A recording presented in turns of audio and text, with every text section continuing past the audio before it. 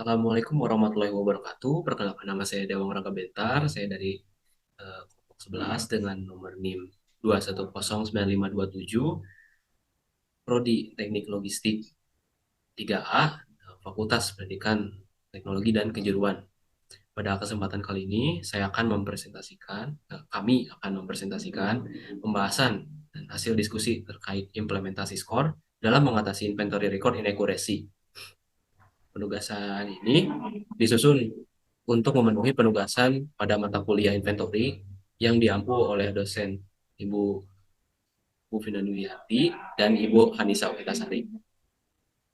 Selanjutnya ini ada anggota kelompok kami yang terdiri dari Dava Saiful Prawira dengan nomor NIM 2109538 dan saya sendiri. Selanjutnya ada Rifki Octavian Isdayanto dengan nomor NIM 2100296 dan Ridwan Salman Alfaris dengan nomor NIM 2102732.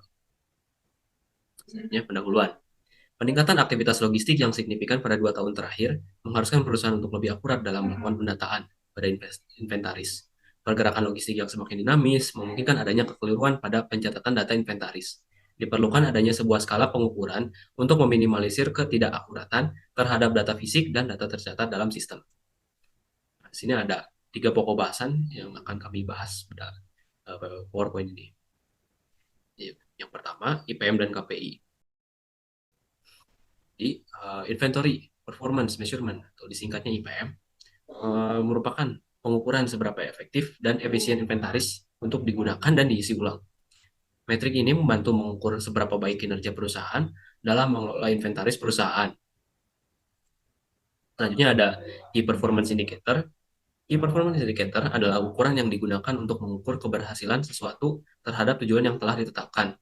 KPI ini biasanya digunakan untuk mengukur kinerja dalam berbagai bidang, seperti keuangan, operasional, pemasaran, dan lainnya. Selanjutnya ada beberapa aspek yang dipengaruhi oleh inventory performance measurement.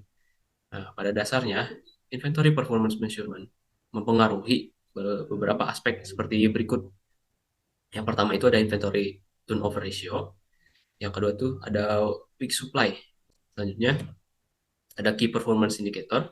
Key Performance Indicator atau KPI supply chain dapat dibagi menjadi 5 perspektif, yaitu plan, source, make, deliver, dan return.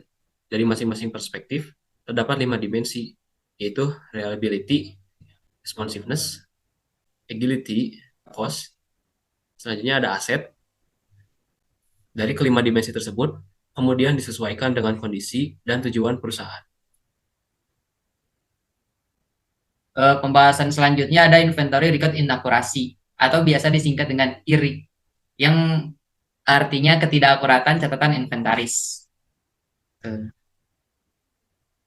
Menurut jurnal yang diterbitkan oleh Ko dan Sang pada tahun 2014, IRI dapat dikaitkan dengan penyusutan, misalnya pembusukan dan pencurian, kesalahan transaksi, dan salah penempatan. Jadi IRI itu mengacu pada perbedaan antara inventaris fisik dan yang tercatat pada sistem. Faktor yang menyebabkan IRI ini ada kesalahan atau error. Kesalahan pada sistem ini pada umumnya dapat disebabkan kekeliruan saat memasukkan data. Kesalahan atau error juga dapat disebabkan oleh masalah teknis pada sistem. Yang kedua ada kerusakan. Jika produk mengalami kerusakan atau cacat, maka data tidak akan akurat pada kuantitas dan kondisi di inventaris. Yang ketiga ada kehilangan. Barang yang hilang dapat memengaruhi pada ketidakakuratan jumlah stok barang. Peramalan yang tidak akurat, inefisiensi pada operasi dan kehilangan pendapatan. Kemudian ini merupakan catatan-catatan dari IRI. Catatan inventaris yang tidak akurat dapat menimbulkan konsekuensi serius bagi bisnis, termasuk kehilangan penjualan, penurunan kepuasan pelanggan, dan juga penurunan profitabilitas. Itu pun dapat menyebabkan inefisiensi dalam rantai pasokan dan mengganggu jadwal produksi atau lead time.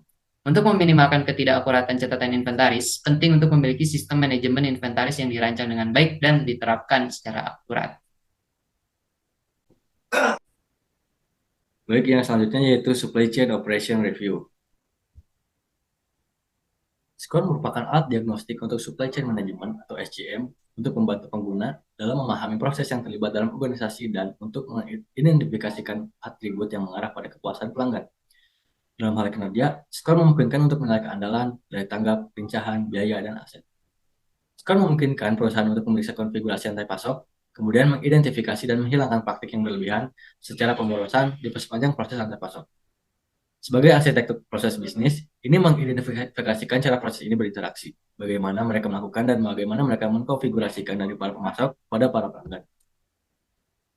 Berikut adalah 4 komponen dasar skor. Pertama yaitu performa, metrik untuk mengidentifikasikan proses, kinerja, dan menentukan tujuan strategis. Yang kedua ada proses, hubungan proses, dan manajemen proses. Yang ketiga ada praktik, manajemen aplikasi untuk menghasilkan yang lebih baik daripada proses kinerja. Yang keempat ada people, standar keterampilan untuk orang yang dibutuhkan pada rantai pasok. Bagian kinerja dari model reversi score terbagi menjadi 2 jenis komponen, yaitu atribut kinerja dan metrik. Atribut kinerja adalah kumpulan metrik yang digunakan untuk menjelaskan suatu strategi. Ini digunakan untuk menentukan arah strategi dan tidak dapat mengukur dirinya sendiri. Metrik adalah standar pengukuran dalam mengukur kemampuan untuk mencapai strategi tersebut. Berikut adalah 5 atribut kinerja SCM. Yang pertama yaitu ada reliability atau distribusi rantai pasokan yang tepat untuk pelanggan, tempat, waktu, bentuk atau konsep kemasan, dan jumlah yang tepat. Yang kedua ada flexibility atau kemampuan rantai pasokan untuk merespon perubahan pasar dalam mempertahankan atau meningkatkan daya saingnya. Yang ketiga ada responsiveness atau kecepatan pengiriman produk rantai pasokan kepada pelanggan. Yang keempat ada cost atau semua biaya yang terkait pengelolaan rantai pasokan. Yang kelima ada aset atau efisiensi pengelolaan organisasi rantai pasokan, termasuk aset untuk memenuhi permintaan.